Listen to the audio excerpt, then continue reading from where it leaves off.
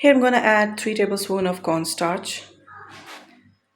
Now I'm adding 2 teaspoons of any lotion. You can use any kind of lotion and add one by one because we don't want any kind of very sticky or runny batter. So add one by one. I'm taking 1 teaspoon, mix it really well.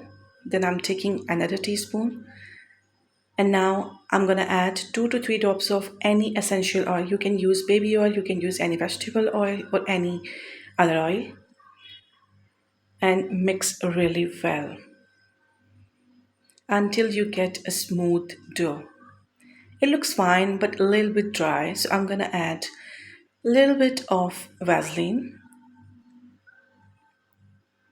and mix it really well. As you can see, it's done. It's so soft, so smooth, so sticky. I hope so you enjoyed this video. Subscribe my channel, share with your friends, and please store this in an airtight Also, you like container. this video. For more videos, subscribe my channel, share it with your friends. Take care. Goodbye.